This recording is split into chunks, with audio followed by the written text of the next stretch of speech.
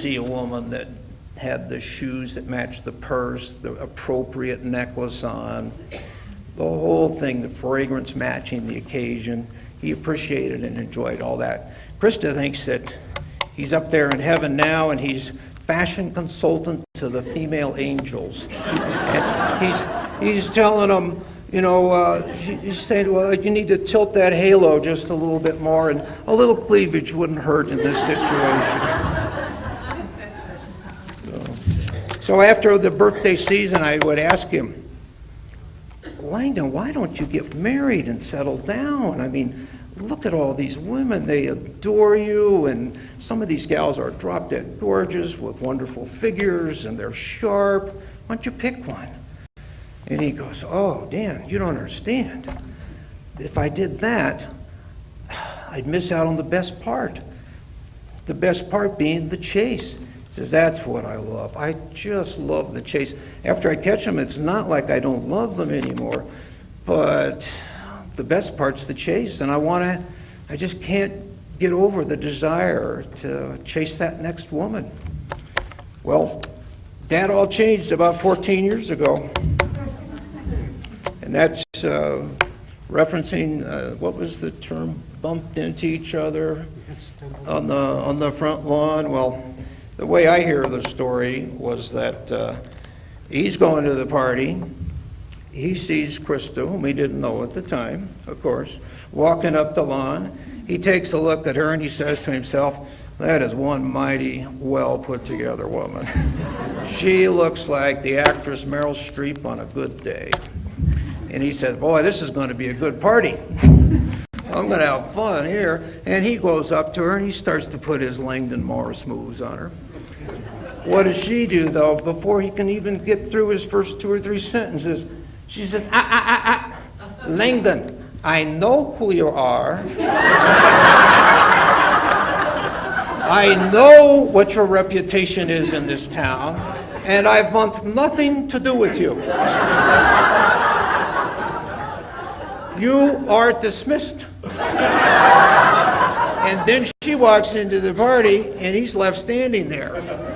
And he's like, oh my God, what just happened? And at first he's a little insulted that she didn't do the deer in the headlights thing. But then he's thinking, oh my God, this is going to be a great party. This is going to be a great chase. I might have to chase her all night. Oh boy. Well, he didn't chase her. He didn't get to chase her all night. Actually, it didn't get to chase her all week, all month. It took a year.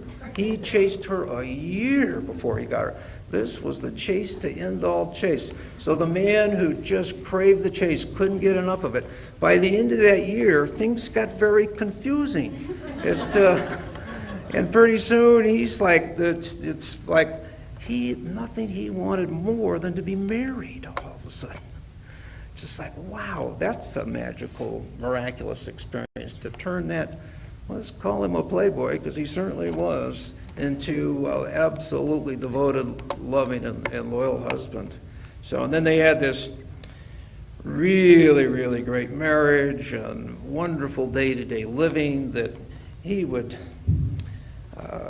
try to describe it for me and try to explain it at times about what it was that he just loved about her so much. And he would fumble around and he'd just say, I can't really express it, but it's just the day-to-day life with her. I don't know what she's going to say next. Yeah. Now, I've always wondered, when did Krista generate her plan? When did she decide she was interested in Langdon? At what point did she say, my God, he's ruggedly handsome, barrel-chested, full of life, vim, vigor, and energy? At what point did she hatch her own plan? And believe me, she's smart enough that this didn't happen by accident. I don't believe that for a second. So was it when they met there on the front lawn, did she figure that all out in just a few moments and say, here's the plan, I'm going with it? I don't know. Because what we need is about 3 martinis in Krista before we'll get the truth. But he loved his day-to-day life with Krista. But in addition to just a great day-to-day marriage, they did all of this unbelievable traveling. Oh, the European trips that they took, and to Asia, and they actually rode on the Orient Express. How cool is that? So, a wonderful, wonderful marriage. So, that brings us in that list of main interest to number 2, which was fox hunting. Now, most of us, when we think of fox hunting, we think of an oil painting, because that's about as close as any of us have ever been to fox hunting. There's a little fox here running, and then there's a big pack of beagles, and they're chasing like crazy. And then behind the pack of beagles, right there is 1 or 2 very young, virile, vigorous, testosterone-filled young men on their horses jumping over the stream. Another one's jumping over a hedgerow. Behind that, in the painting, is the older gentlemen in their 40s and 50s, and then behind that are the ladies riding along slowly. Well, of course, Langdon was that guy in the oil painting, right out there, always in the lead. This was the greatest sport on the planet for a guy that loved the chase. But what made this chase really perfect for Langdon was that, unlike England, we don't have very many red fox here in Colorado, but we got an overabundance of coyotes. Big difference between coyote, though, and a fox. Although the fox is supposed to be smart as a fox, coyote's much smarter, much craftier, and has much more endurance and much more spirit and sense of gamesmanship, to the point where the Fox Club was in South Douglas County. It's probably all condos and houses now, but at that time there were no coyotes around when it wasn't fox season. But as soon as they started putting that bugle up and the fox could hear the hounds, all of a sudden the coyotes would come from miles around because they wanted to participate. They thought it was great fun. Sunday morning they blow that bugle, coyotes would go, let's go, we're ready to go. So it was a wonderful, wonderful time for him. But one day he came into the office and he was a little down in the dumps, which was incredibly unusual for him. And I asked him, what's the problem? And he said, well, something really horrible happened yesterday. The hounds caught up with a coyote and killed it. And he said it was just terrible. And although he continued to go from time to time after that, he sort of lost his buzz for it. He wasn't into the killing of animals by any means. He was into the chase. So that's the fox hunt. Number 3 on his list, urban design. Urban design is kind of the blending of architecture and planning.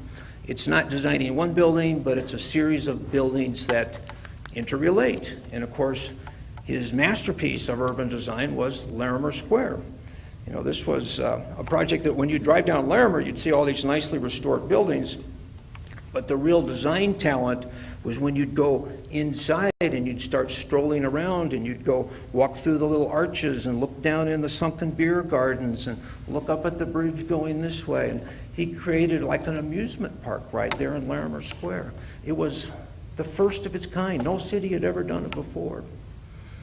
Every city's copied it since. It was pretty unique to be able to, as an architect, say that you did something first that affected so many people. So, 4th on the list, which is kind of a surprise for a man that would constantly remind people that he was deaf, 4th on the list was music. And of course, music is one of those things that each note is a different frequency. And a high C is, of course, significantly different than a B flat. Well, Langdon, having hearing loss, he could only hear that middle range. So how could music be one of his top interests? And I'd ask him, I said, how much of the music can you hear, Langdon? And he says, well, I can't hear all of it, but I can imagine all the missing parts. And there were certain musicians that were a little easier for him to hear than others, Vivaldi and Handel, and he loved the horn concertos. And if he was walking alone down the street, wasn't with anybody, he'd probably be humming or whistling a Vivaldi concerto and just loving the experience. I remember at the time I was kind of a Beethoven, Brahms, Tchaikovsky kind of a guy, and I liked the serious music, and I thought that the music of Mozart, for example, was just too light and frivolous and that's not serious music. And so I'd say, Langdon, how can you like that frivolous music of Mozart? And he said, well, you can choose to be light, frivolous, and happy, or you can choose to listen to Tchaikovsky and Beethoven and be depressed, dark, and moody. So he loved music. Number 5, preservation. Number 5 on his list of main interests. He was truly a pioneer in preservation, but especially in the area of commercial buildings. At the time that he got involved in preservation, people were saving old houses where important people slept. Molly Brown House, that would be an important structure to save. Langdon got involved with telling people that you need to save the structure because it captures a particular moment in architectural history. And especially on these commercial buildings, people would look at them, and at this point they're only maybe 70, 80 years old. And they would think, oh, these are just old buildings, we need to replace them, we need to get rid of them. And he would take photographs of them, show them, and help just kind of celebrate their beauty, and ended up saving them, of course. He founded the Denver Landmark Commission, was president for God knows how long. He was on the State Colorado Preservation Board. He was on the National Trust. He wrote the book that a bunch of you were lucky enough to get today. The AIA thought he was such an important pioneer in preservation that they sent him on lectures throughout the country. I was very proud of that. It is pretty cool. He taught school at CU on preservation.